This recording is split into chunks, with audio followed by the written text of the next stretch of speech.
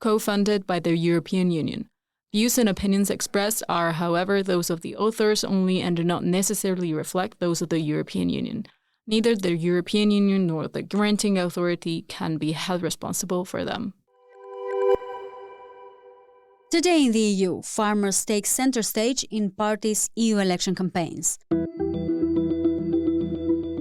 After being neglected for years in the public debate, agriculture has become a hot topic at the EU level in recent years, particularly due to the Russian invasion of Ukraine, an agricultural powerhouse, food inflation, farmers' protests, and climate change. It's really a combination of factors that have put agriculture under the spotlight. There's not a single trigger. This means agriculture features heavily at the electoral manifestos and campaigns for many parties. Hello and welcome. I am Evitiori, and this is Today in the EU. But to discuss this further, I'm joined by Sofia Sanchez Manzanaro, our Agrifood reporter.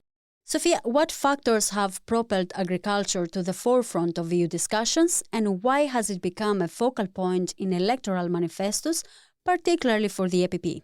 Well, I think the reason is clear for many citizens that have seen their cities paralyzed with tractors and manure dumps at government buildings, etc. So the farmer protests have put the focus again into the issues that the agricultural sector has been facing. I don't think that these issues are new. These are grievances that have been expressed for years by farmers, but there have been certain national triggers, such as an attempt from the German government to phase out tax breaks for fuel used in agriculture, etc., that has prompted this wave of protest. And of course, political parties like the European People's Party have tried to capitalize on this protest for electoral gains. They even say that they are the farmers' party. Where do they base this statement?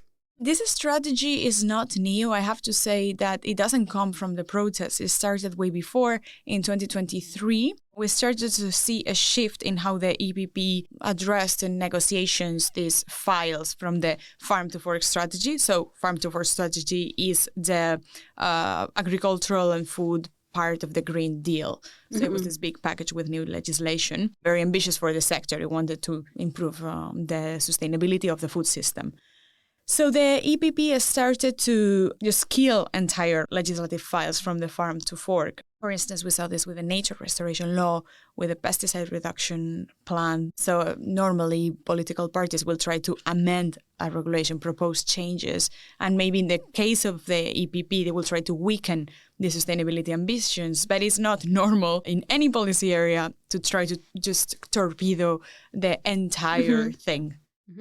And how is their policy different from other parties? I think they are putting the focus a lot on food security, which is a buzzword these days. I mean, also council leaders are shifting towards food security. Food security means cutting dependencies on imports, just making sure that the EU is sovereign on food production. We cannot say that we are at risk of not having sufficient food for the bloc. We had food availability. We are the largest exporters in the world. There is enough food for everyone in the EU. It's just, it has become very trendy to speak about food security. It is also true. Production can be threatened by climate change. Extreme weather events is something that conservative parties also recognize.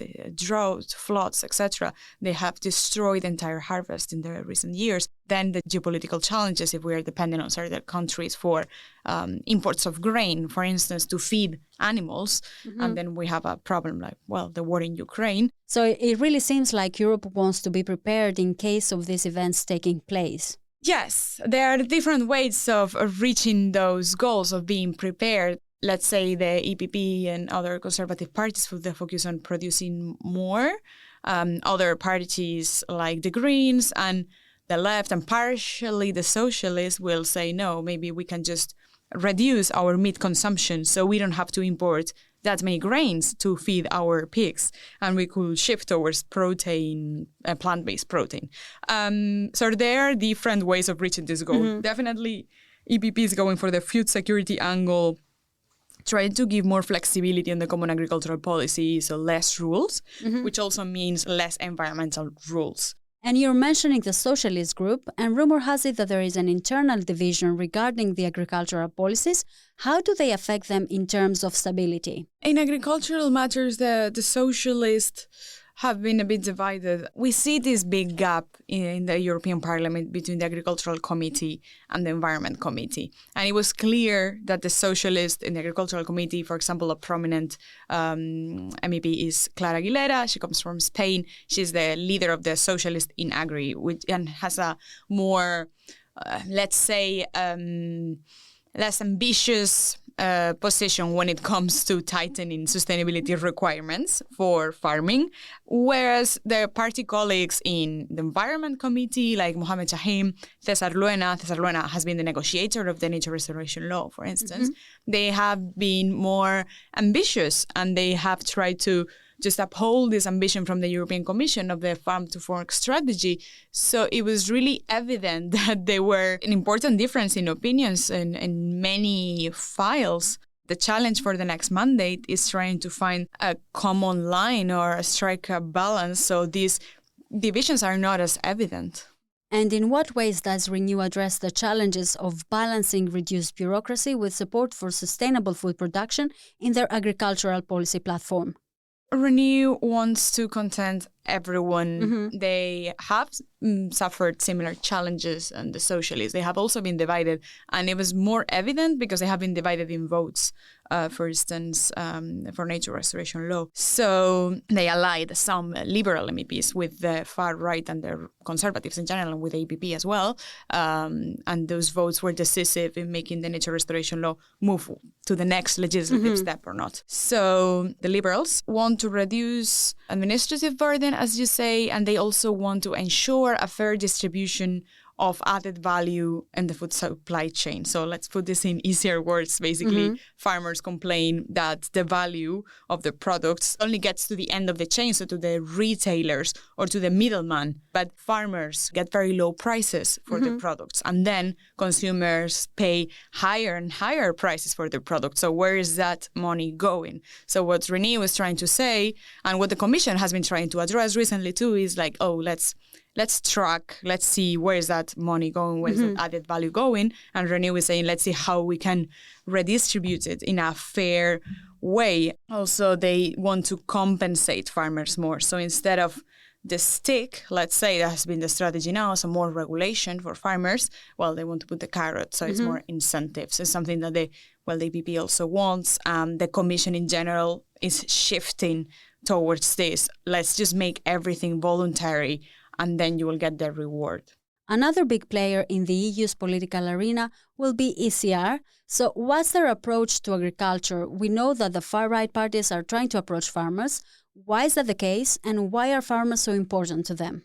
For ECR, they didn't release a manifesto yet. The vision is quite clear, as well as less rules, less bureaucracy. They are nationalist parties, so normally they want more power to be given to EU member states to decide regulations in general and rules not to be made in Brussels.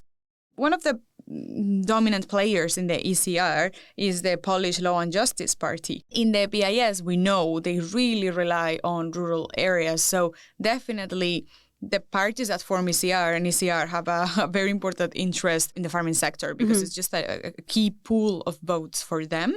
And also that's why the EPP, in a way, is trying to position itself as the farmers' party to try to make sure to retain votes from rural areas and steal some from the far right. For instance, in the last local elections in Poland, which were a few weeks ago, again, the PIS scored a victory in rural areas. They were the most opposite party. So it is really relevant. Also, we had a very relevant personality during the current mandate linked to the ECR, which is the Commissioner for Agriculture, Janusz Wojciechowski, which was named by the former Polish government, so by the PIS. He has a controversial relationship with the Franz Timmermans, the former Green Deal chief, and others at the Commission that pushed for the farm to fork. He had a more conservative approach to agriculture, but at the end, in the wake of the farmer protest, his own party, the PIS, has turned the back on him and asked for his resignation because they consider that he did not do enough to stop the wave of legislation of the Green Deal. What about the Greens? What are their priorities regarding agriculture and how do they differ from the policies proposed by other political groups? Well, the Greens are expected to focus again on sustainability as they have done during the current term. They have played a pivotal role in pushing for the Farm to Work strategy and the Green Deal agenda since they were the fourth largest group in Parliament. Mm-hmm. They, of course, propose again the pesticide reduction plans that were abandoned by the Commission during this term, highly controversial proposal. And they want to shift from the subsidy model of per hectare payments. So basically now the CAP gives money depending on how big your farm is. So the bigger the farm, the more money you get. They want to just prioritize funds for sustainable agricultural practices. Also, they want to strengthen the plant-based protein sector because right now we import a lot of soy, for instance, from third countries because we don't have a lot of plant-based protein production in the continent, and instead of focusing on animal protein products. And of course, a big ask is to maintain the current GMO rules, so the rules for genetically modified organisms. That has been also a very controversial file during the current term. Is still being negotiated by the ministers at the council, but basically this regulation will weaken the existing rules to allow some sort of gene editing techniques in Europe that right now are really tightly restricted. And the Greens wanted to stay this way. They don't want GMOs or gene editing crops and food in Europe. And while mentioning GMOs, how could the outcome of the EU elections influence the direction of agricultural policies, especially in terms of sustainability and environmental protection? In terms of GMOs, for instance, the Parliament managed to adopt a position before the election. So in February, the main issue now is, well, if the new Parliament will just push for the same that they had voted. I think it is expected that they will. I don't think the shift will be that different. In this case, the GMO file is really stuck at the council level. Some member states, particularly Poland, be very reluctant to approve it. But for the rest, for the direction of sustainability, of course, the formation of the new parliament will be really important because we see that there is already a weakened ambition to continue with this agenda. Mainly since the farmer protest, politicians in general have just shied away from proposing more rules. It will be crucial also because we will start negotiations for the next period of the Common Agricultural Policy post-2027. And it will be very interesting to see if this flexibility, so weekend conditionality and rules for farmers to get the money, if this stays this way for the next period of the Common Agricultural Policy. The Greens are expected to lose seats, for instance. They will not be the fourth force in Parliament. So this push that there has been to approve sustainable agricultural legislation will not be as intense. And with the rise of the far right, of course, it will be different indeed. Thank you, Sofia, for joining us on this episode. I am Evikiori, and this was Euractiv's Today in the EU podcast. Visit Euractiv to stay on top of the latest news, sign up for our podcast newsletter, and if you haven't subscribed or followed us yet, you can find us on all streaming platforms. Also, make sure to leave a review on Spotify and Apple Podcasts. Your reviews help us to spread the word for our content. This episode was produced by Miriam Saenz de Tejada and Nicoleta Yonta. Thank you for tuning in. We will be with you again tomorrow morning.